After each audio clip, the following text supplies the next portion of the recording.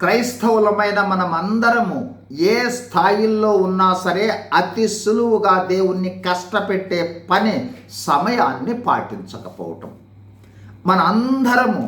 మనము చేయు ప్రార్థనల్లో తరచుగా ఉపయోగించు వాక్యము, ఎక్కడ ఇద్దరు ముగ్గురు నా నామమున కూడి ఉంటారో వారి మధ్య నేనుంటానని చెప్పిన వాక్యం. మనము చేయు ప్రతి పనిలో ప్రార్థిస్తూ ఉన్నామంటే మనము చేయాలనుకున్న ప్రతి పని సమయానికి దేవుడు అక్కడకు వచ్చి ఉంటాడు ఖచ్చితంగా. మరి మనము ఆ పని విషయంలో సమయాన్ని పాటించకపోతే ప్రార్థనా సమయాన్ని చెప్తాం, పాటించం. కృతజ్ఞత కూడిక, గృహ కూడికలు, ఇతర కూడికలు, వివాహాలు, ఆరాధనలు, ఇలా అనేక సమయాలలో సమయము చెప్పుకోవడానికే పరిమితం అవుతుంది తప్ప పాటించుటలో అనేక సమయాల్లో తప్పిపోతాం. అయితే మనము గమనించవలసినది, మనము చెప్పుకున్న సమయానికి దేవుడు అక్కడికి వచ్చి ఇంకా నా బిడ్డలు ప్రారంభించలేదని, ఇంకా తన బిడ్డలు రాలేదని చింతిస్తూ బాధపడుతూ ఉంటాడనే విషయం.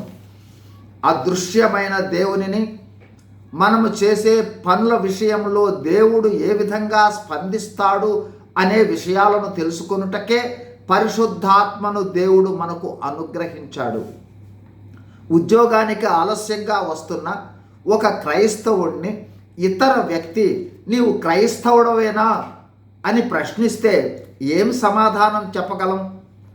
ఎంతగా మన మనసు క్షోభిస్తుందో కదా. అలాంటిది దేవునిని లక్ష్యం చేయక మన సమయాల ప్రకారము ఆయనను ఎదురు చూచేటట్లు చేయుట ఎంతవరకు సమంజసం? అందుకే వాక్యము దేవుని పరిశుద్ధాత్మను దుఃఖపరచకుడి అని సెలవిస్తోంది. ప్రియ క్రైస్తవ సహోదరి సహోదరులారా, దాదాపుగా మనమందరము తప్పిపోయే సర్వసాధారణమైన విషయం సమయాన్ని పాటించకపోవటం.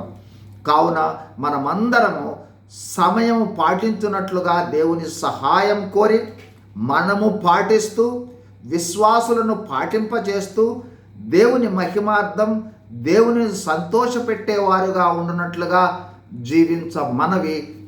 God bless you. Thank you.